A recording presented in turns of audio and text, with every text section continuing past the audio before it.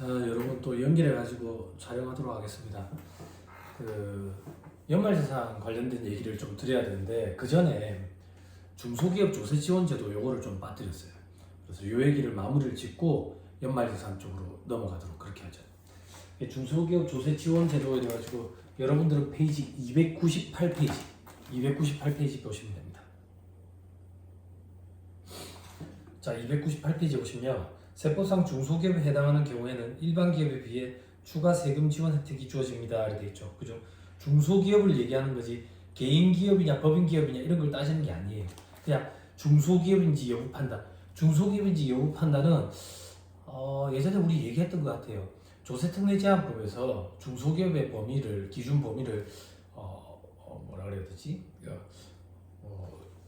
제한이라기보다는 업종에 관련돼 가지고 이러이러한 업체만 중소기업이 될 수 있다라는 제한이 있었는데 그걸 대폭 완화해 줬어요. 그 기준의 범위를 대폭 완화해 줘 가지고 지금은 소비성 서비스업이 아닌 경우에 뭐라고 얘기해요? 소비성 서비스업을 얘기하는 게 아니라 죄송합니다. 호텔, 여관업 그리고 그 유흥주점이 아니면 전부 다 중소기업이 될 수 있어요. 호텔, 여관, 유흥주점 이런 데가 아니면 전부 다 중소기업이 될 수가 있어요. 그래서 연배가 좀 있으신 분들은 기억하시겠지만 과거에는 부동산 임대업은 중소기업이 될 수 없었다가 규제를 완화해줘가지고 중소기업 범위에 들어가가지고 부동산 임대업자들이 법인을 해가지고 중소기업 혜택을 받는 거예요. 접대비도 막 홍창 쓰고 그리고 업무용 수임차 이 규정 이것들 뭐 도입되기 전에 법인을 꾸려가지고 막 흥청망청 관련 경비를 처리를 해가지고 쓰고 개인적인 용도로 쓰고 이러다 보니까 법인세법에 이제 업무용 수임차 규정이라는 게 도입이 됐고 그리고 중소기업임에도 불구하고 그 우병우법 적용 대상 법인, 부동산 임대업을 주업으로 하는 법인, 부동산 임대업을 주업으로 하지 않는다면 부동산업과 관련된 소득금액, 수익금액이라고 되어 있지만 수익금액, 소득금액이라고 되어 있지만 수익금액을 얘기하는 거예요. 그리고 이자소득, 배당소득, 과거 정권에서 패시브한 소득, 수동적 소득이라고 표현했던 부동산 소득, 이자 소득, 배당 소득 이 세 가지 합계 금액이 전체 수익 금액의 50% 이상, 과거에는 70% 이상이었는데 50% 이상으로 개정이 이루어졌어요. 50% 이상인 그런 법인. 또 어떤 법인인데 요건을 다 충족해야 돼. 모두 충족해야 돼. 최대 주주, 최대 출자자와 친족 관계에 있는 사람들의 지분 비율 합계가 50%를 초과해야 돼. 가족 기업이다 그 얘기예요. 저끼리 해먹는 가족 기업. 그리고 상시 근로자 수가 5명 미만이어야 돼. 여기서 말하는 상시 근로자 수는 4대 보험이 가입돼 가지고 매달 원천세 신고가 들어가는 정규직 직원으로 5명 미만. 그때 5명 미만을 판단할 때는 최대 주주와 특수관계에 있는 자들을 배제한 나머지 사람만 가지고 그리고 정규직 4대 보험 가입되고 있는 정규직 직원으로 원천세 신고가 들어가고 있으니까 단시간 근로자, 기간제 근로자, 그리고 계약직, 일용직 이런 사람들은 다 제외해요. 정규직임에도 불구하고 4대 보험에 가입이 안 되고 있다. 혹은 원천세 신고가 안 되고 있다. 그런 사람들도 다 배제해요. 배제하고 이제 5명 미만인 경우에는 우병우법 적용 대상 법인 이래가지고 접대비 한도 계산할 때 한도가 반으로 확 줄어들죠. 그죠? 그리고 업무용 수임차 규정에서도 관련 경비가 1,500이 아니라 연간 500만 원까지만 한도를 두고 그리고 감가상각비도 한도가 연간 800이 아니라 반인 400 처분 손실의 한도도 800이 아니라 400 이렇게 규제를 두죠. 그리고 법인세법에도 성실시고 확인제도라는 게 있습니다. 성실시고 확인제도 대상, 성실시고 확인 대상 법인에 해당이 되죠. 아무튼 다시 돌아올게요. 그래서 세법에서 중소기업에 대해서는 굉장히 많은 특례 혜택들을 주고 있습니다. 그 혜택에 대해서 조금 살펴보고자 이 페이지를 보는 거예요. 298페이지라고 되어 있는 거. 여기 보시면 이제 제일 큰 혜택이에요. 이게 지금 현재 조특법 규정 중에 중소기업에 적용되는 제일 큰 혜택이 창업 중소기업 세액감면입니다. 이건 제가 오프라인 강의 때 몇 번 언급을 드렸던 것 같아요. 창업 중소기업 세액감면은 중소기업이 창업을 한 경우에 감면 혜택을 주는데 수도권 내에 있느냐, 수도권 밖에 있느냐 요거에 따라 가지고 또 좀 달라집니다. 달라져요.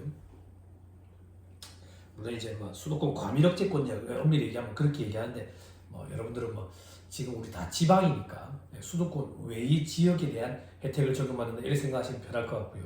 그리고 청년 청년 창업에 해당하며 여기서 말하는 청년은 조투법상 청년, 조투법상 청년은 현 시점을 기준으로 만 34세로 다 바뀌었어요. 과거에는 29세, 34세 조문에 따라 가지고 청년의 범위가 달랐는데 지금은 전부 다 34세로 바뀌었어요. 근데 이제 군 장교 경력으로 군 생활을 6년을 했다 그러면 이걸 포함시켜 주니까 40세까지. 아무튼 간에 지금 이 지방에서 청년 창업에 해당하면 5년 동안 세금이 없습니다. 법인세가, 법인세, 소득세가 없습니다. 엄청나게 큰 혜택이죠. 그죠? 그리고 최저한세에 걸리는 그런 문제도 없어요. 최저한세라는 게 있습니다. 세액감면과 공제 혜택을 받았는데 아무리 세액감면 공제 혜택을 받더라도 법에 정한 최저한 요 정도 세금은 내야 된다라는 게 최저한세인데 청년 창업은 최저한세 대상도 아닙니다. 그러니까 전에 딱 하면 다 받는 겁니다. 그리고 농특세 과세 대상도 아니기 때문에 농어촌 특별세도 내지도 않습니다. 엄청나게 큰 혜택입니다. 그리고 그런 생각들을 하십니다. 장사 처음 시작했는데 어떻게 꼬라박지 플러스가 되려면 몇 년 있어야 되는데 그러다 보면 뭐 5년 다 지나가는 거 아니냐? 세법상 소득이 발생한 시점부터, 즉 세법상 소득이 플러스가 된 시점부터 5년이에요. 그럼 세법상 소득은 뭔데? 각 사람도 소득 금액을 얘기하는 거예요. 그게 플러스로 돌아서는 순간부터 5년. 근데 장사를 하는데 계속 꼬라박고 있어요. 그러면 세법이 만약 완전 기다려주는 건 아니고 5년 딱 기다려줘가지고 5년 동안 계속 마이너스면 5년이 되는 시점부터 창업 중소기업 세액감면을 적용받는 걸로 그렇게 적용을 해버립니다. 그렇게 해가지고 5년 동안. 아무튼 이게 가장 큰 혜택입니다. 그리고 중소기업 특별 세액감면이라는 게 있습니다. 중소기업 특별 세액감면은 이제 5%에서 30% 내에서 업종에 따라 가지고 감면율이 다르고 수도권 내냐 수도권 밖이냐 요거에 따라서 또 다릅니다. 그리고 중기업이냐 소기업이냐 요거에 따라서 또 달라요. 그래가지고 뭐 5%에서 30%. 근데 최대 1억 원이라고 돼 있죠. 과거에는 한도 규정이 없었는데 지금 한도 규정이 생겼어요. 한도 규정이 생겨가지고 이렇게 적용을 한다. 그리고 인원이 감소한 경우에는 또 한도가 차감되는 그런 규정들도 생겨가지고 있다 하더라. 그리고 설비 투자 지원에 보면 기회장치 등 사업용 유형자산 투자 시 투자 금액의 10% 뭐 어쩌고 저쩌고 이래 투자 지원 있죠, 그죠?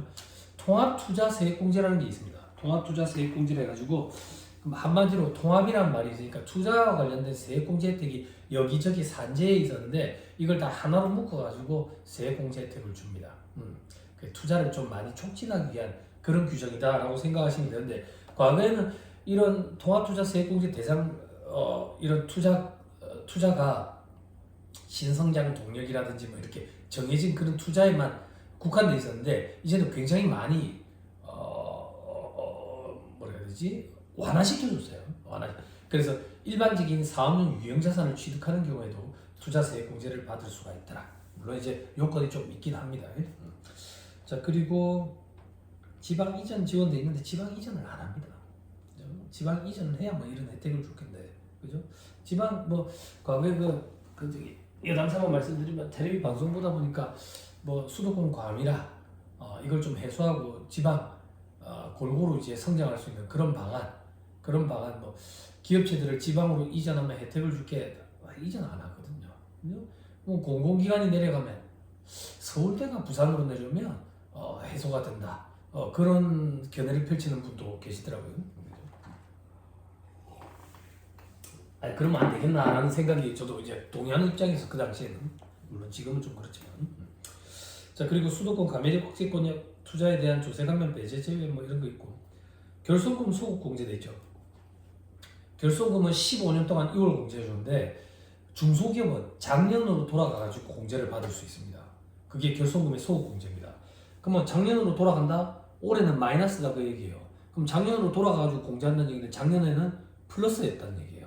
그럼 작년에 플러스였다는 얘기는 작년에 세금을 낸 게 있겠죠. 그죠? 근데 올해 마이너스 난 걸 작년에 돌아가서 퉁친다는 얘기는 작년에 세금을 다시 계산하게 되겠죠. 마이너스를 퉁쳐가지고. 그러면 작년에 세금이 줄어들 거 아닙니까? 근데 이미 세금을 많이 내놓은 게 있으니까 돌려받는 거예요. 그렇게 자금 부담 완화를 시켜주는 거죠. 그죠? 중소기업만 혜택이 있어요. 코로나 시국에는 직전전까지 갈 수 있었어요. 근데 원래 원칙적으로 직전기만 갈 수 있어요. 코로나 시국 때만 경기가 너무 안 좋다 보니까 직전전까지 한시적으로 그런 혜택을 줬는데 지금은 안 됩니다. 직전만 갈 수 있습니다. 작년 한 해. 자, 그리고 기업 업무 추진 및 송금 인정 범위 확대돼 있죠. 요건 이제 접대비 한도 얘기하는 거예요. 접대비 한도가 일반 기업들은 1,200에서 시작하는데 한도 금액이 연간, 중소기업은 3,600으로 시작해요. 3,600으로. 거기다 이제 수익 금액 기준으로 100억, 500억 기준으로 만분의 30, 만분의 20, 만분의 3 이렇게 곱해가지고 산정하는 그런 산식이 있습니다. 근데 여러분들 뭐 고위생들도 아니고 그런 강의를 하지는 않을 거고요. 아무튼 일반 기업은 1,200에서 시작하고 한도가, 중소기업은 3,600으로 시작하니까 세곱절이죠. 그죠? 이거 굉장히 한도 금액이 큽니다. 자, 그리고 구조조정 지원 이런 거 볼 필요 없고요. 원천징수 방법 특례에는 상시 고용 인원 20인 이하의 사업자는 관할 세무서장 승인을 받아가지고 반기별로 원천징수 신고 및 납부가능. 요거 예전에 제가 말씀드렸던 것 같아요. 반기 납부 특례라고 표현했던 거예요. 원래 원천세 신고는 매달 하는데 다음 달 10일까지 번거롭다 그거예요. 직원도 몇 명 돼도 안 하는데 원천세 신고할 사람 몇 명 돼도 안 하는데 이거를 매달 하려니까 어디 못 가겠는 거예요. 이런 경우에는 반년치를 묶어가지고 다음 달 10일, 7월 10일, 반년치를 묶어가지고 다음 달 10일, 1월 10일까지 반기납부 특례 승인을 받아야 됩니다. 승인을 받아야 돼요. 그렇게 해가지고 반기로 납부할 수 있는 그런 규정을 적용받을 수 있다. 자, 그런 얘기고요. 그리고 고용유지 증대 지원이 돼 있는데 이런 건 보지 마세요. 이런 건 보지 마시고 고용유지 기업에 대해서 고용증대세 공제라든지 고용유지 기업에 대해서 추가로 좀 혜택을 준다든지 혹은 이제 경력 단절 여성들 육아휴직으로 인한 경력 단절 여성들 이제 복귀했을 때 복귀자들 채용을 하면 세제 혜택을 준다든지 또 어떤 게 있지?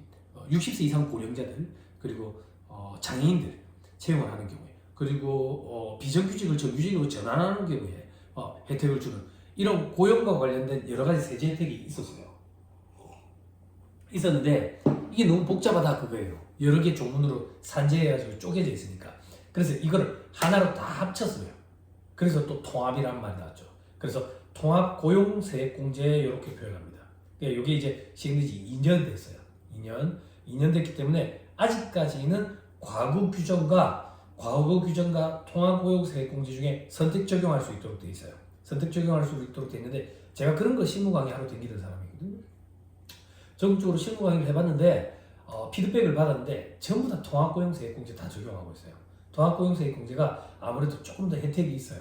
금전적인 면에 있어서 혜택이 있느냐 그거는 케이스별로 조금 다를 거예요. 분명히. 그렇지만 사업주들이 나중에 고용 인원을 유지 못했을 때 추징되는 규정이 있는데 추징되는 규정이 부담스럽기 때문에 추징이 하나는 되고 하나는 안 된다 이게 아니라 둘 다 추징이 되는데 추징하는 형태가 조금 달라요. 그래서 통합고용세액공제를 거의 100% 그걸로 옮겨갔더라고. 그리고 2025년부터 적용될 법이죠. 지금 2024년 세법 개정안 이래가지고 국회에 지금 올라가 있는 게 있어요. 국회에 올라가 있는데 예정대로라면 이제 12월 말 정도 되면 이제 통과가 될 거예요. 통과될 건데 지금 촬영을 하고 있는데 지금 오늘 나라가 어수선합니다. 나라 전체가. 저는 이제 어제 강의 때문에 피곤해가지고 일찍 잠이 들어가지고 몰랐는데 아침에 일어났는데 세상이 발칵 뒤집혀 있더라고요. 아무튼 이게 좀 늦어질 것 같아요. 아무튼 거기에 올라가 있는 개정안에는 고용과 관련돼 가지고 혜택을 줄게.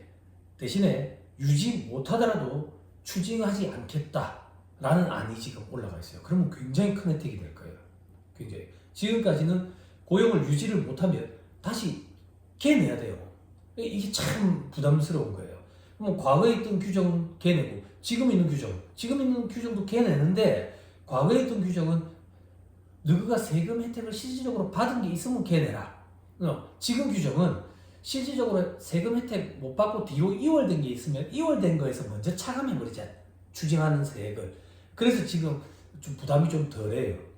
방향이 바뀌었기 때문에. 근데 세법 개정안으로 올라가 있는 게 만약에 통과가 된다면 통과되려면 또 기다려봐야 되겠지만 통과가 된다면 이 통합고용세액공제가 굉장히 큰 혜택이 될 것 같아요. 그리고 지금 국민연금이 앵커가 나가지고 4대 보험 가입을 굉장히 유도하고 있는 것 같아요. 현업에서 지금 벌어진 일들 보면 3.3%로 신고 들어가는 관행적으로 그렇게 했던 사람들을 지금 4대 보험 계속 추징하고 있거든요. 그래서 뭐 꼭 그런 연유는 아니겠지만 아마 국민연금이 앵꼬난 거에 또 하나의 또 사유가 되지 않을까라는 생각이 들어요. 근데 고용주 입장에서는 굉장히 부담스럽죠. 그죠? 그 두루누리 사회보험이라는 제도가 있지만 그래도 참 부담스러운데 만약에 통합고용세액공제로 고용을 증대시킴으로 인한 혜택은 주되 나중에 고용 인원을 유지 못했을 때 걔네는 그 사후관리 규정을 없애버린다면 굉장히 큰 혜택이 되지 않을까라는 생각이 들어요. 그러면 국가 입장에서도 국민연금 그 액수가 조금 더 좀 가능하지 않을까 이런 생각도 들어요. 물론 그거에 따른 사회 문제는 또 뭐 그런 것도 검토를 또 해봐야 되겠죠. 그죠? 그런 걸 또 악용하는 그런 사람도 분명히 또 존재할 거거든요. 아무튼 추이를 한번 살펴보시죠. 어떻게 되는지. 자, 그리고 나머지 볼 필요 없고요. 다음 페이지 보시면 뭐 일반 기업과 같이 적용받는 세금 지원 내역 돼 있는데 또 이런 거는 뭐 밑에 보면 고용증대 기업 지원 이렇게 돼 있는데 이런 게 다 통합과 관련된 얘기입니다. 나머지는 연구비 인력개발비 세액공제라는 게 있습니다. 연구비 인력개발 R&D라든지 생산자 동력에 필요한 그런 투자를 했다든지 이런 거에 대해서는 세액공제 혜택을 주는데 중소기업은 좀 많이 해준다 이렇게 생각하시면 편할 것 같아요. 그리고 중소기업이 적용받는 연구비 인력개발비 세액공제는 최저한세 적용 대상도 아니에요. 일반 기업체들은 최저한세 적용이 됩니다. 최저한세 걸리는 경우가 있어요. 이런 것들이 중소기업에 대한 큰 혜택이다 라고 생각하시면 될 것 같습니다. 자, 이 정도 얘기하고요. 한번 끊었다가 연말정산 얘기를 하시죠.